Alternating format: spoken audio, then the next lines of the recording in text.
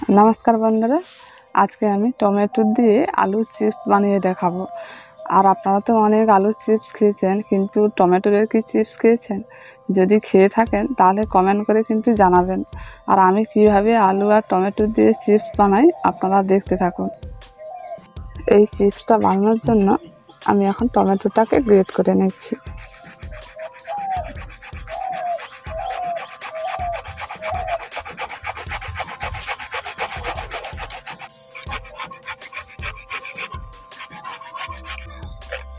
এখন টমেটোটাকে গ্রেট করে নিয়েছি, এবার ছেঁকে নেব।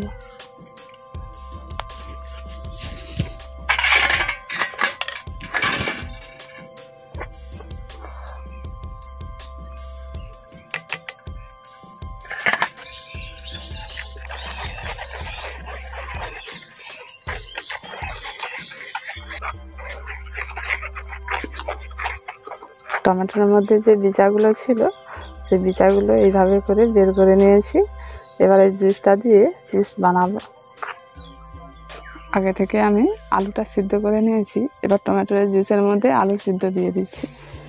একটা গোটা আলু সিদ্ধ করে নিয়েছি। এই একটা আলু দিয়ে কত চিপস হবে দেখুন।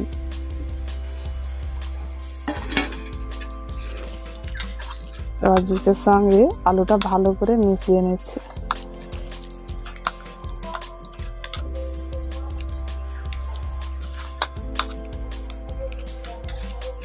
आलू और टमेटो एक संगे भालो करे मिशिए निয়েছি। परिमाण मतो लवणटा दिए दिচ্ছি और हाफ चामच लाल लंकार गुঁড়ো দিয়ে দিচ্ছি। এটা এর সঙ্গে ভালো করে মিশিয়ে নিচ্ছি। এবার এর মধ্যে হাফ বাটি ময়দা দিয়ে দিচ্ছি। একই বাটিতে 4 ভাগের 1 ভাগ আটা দিয়ে দিচ্ছি। এবার ভালো করে মিশিয়ে একটি ডো তৈরি করে নেব।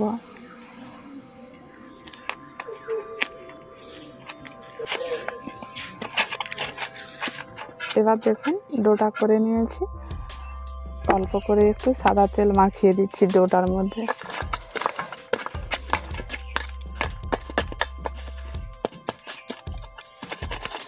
এটাকে এখন কিছুক্ষণের জন্য রেখে দিচ্ছি। ডোটাকে কিছুক্ষণের জন্য রেখে দিয়েছিলাম। এবার আলু চিপসের মতন আমি তৈরি করে নেব। ডোটা থেকে ছোট ছোট করে লেচি কেটে নিচ্ছি।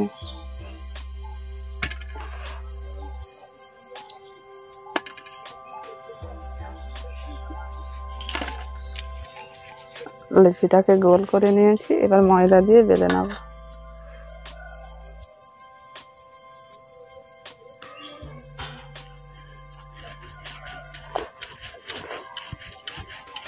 একটু পাতলা করে বেলে নিতে হবে, আর যেমন রুটি হয় সেইভাবে করে। এখন রুটির মতো পাতলা করে বেলে নিয়েছি, এই দেখুন। এবার যাতে না ফুলে তার জন্য একটু কাঁটা চামচ দিয়ে ফুটো ফুটো করে দিচ্ছি।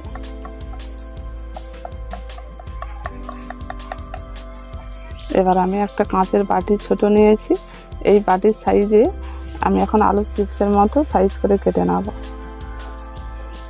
এই বাটিতে করে কেটে নিলে তাহলে গোল গোল হবে, বেশ সবগুলো সমান হবে।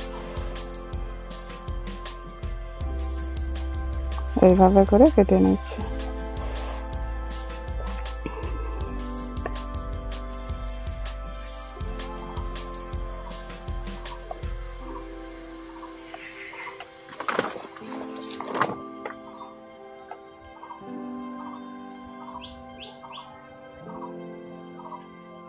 বাটির সাইজে করে কেটে নিয়েছি। এবার ধারগুলো আস্তে আস্তে তুলে নিচ্ছি, আলাদা করে আবার বেলে নেব।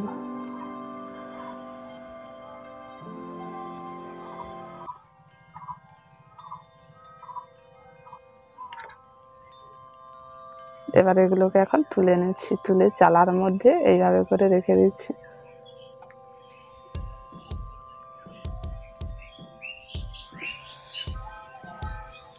আবার একটা লেচি নিয়ে বেলে নিচ্ছি।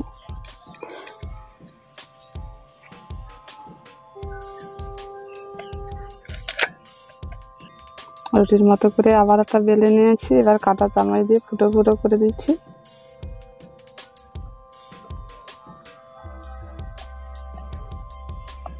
এখন কাঁটা চামচ দিয়ে ফুটো করে নিয়েছি, এবার ছোটো বাটি দিয়ে গোল গোল করে কেটে নিচ্ছি।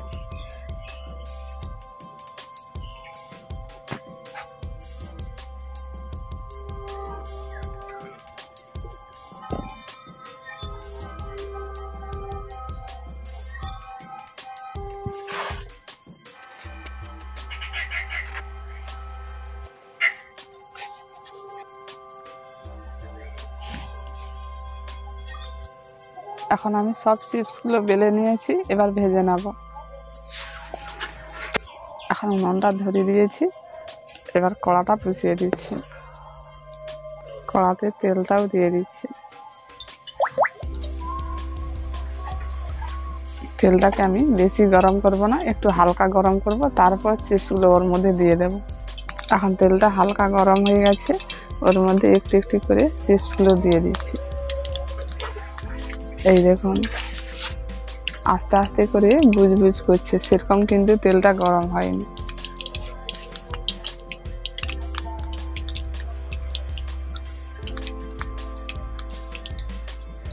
হালকা গরম তেলের মধ্যে এই চিপসগুলো ভাজলে মুচমুচে হবে আর কিন্তু ফুলবে না। এখন দেখুন চিপসগুলো কিন্তু ভেসে উঠে গেছে আর একটুও কিন্তু ফুলেনি। নাড়াচাড়া করে ভালো করে ভেজে নেব। এখন হালকা আঁচে চিপসগুলোকে নাড়াচাড়া করে ভালো করে ভেজে নিয়েছি, এবার নামিয়ে নিচ্ছি। চিপসগুলোকে কিন্তু বেশি লাল করিনি। ওই তেলের মধ্যে আবার কিছুটা দিয়ে দিচ্ছি।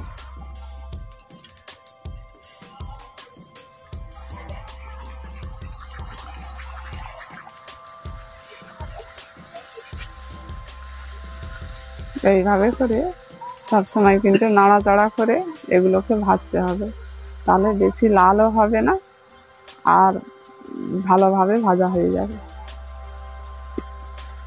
এগুলো এখন ভাজা হয়ে গেছে, এবার তুলে নিচ্ছি।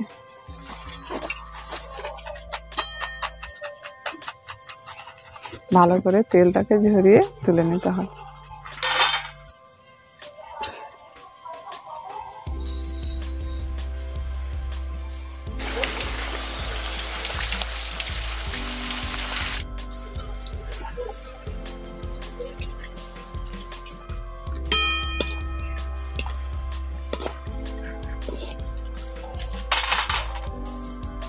এখন সব চিপসগুলো ভাজা হয়ে গেছে, আর চিপসগুলো দেখুন কতটা মচমচে হয়েছে,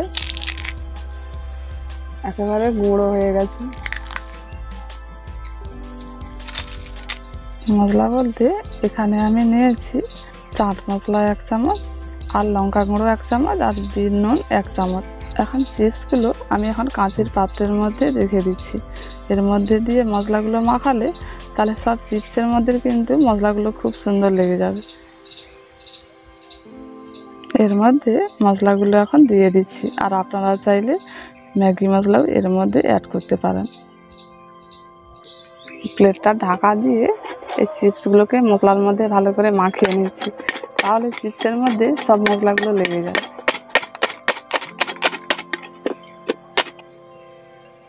এই দেখুন কত সুন্দর সব মশলাগুলো লেগে গেছে। দেখুন এখনও দেখুন চিপসগুলো কত সুন্দর মুচমুচে আছে। এইরকম আলু চিপস টমেটোর আলু দিয়ে বানিয়েছি, আর খেতে কিন্তু ভীষণ ভালো লাগবে। অবশ্যই এইভাবে করে আপনারা বানিয়ে দেখবেন, যদি ভালো লেগে থাকে একটি কমেন্ট করে জানাবেন, আর আমাদের পাশে থাকবেন।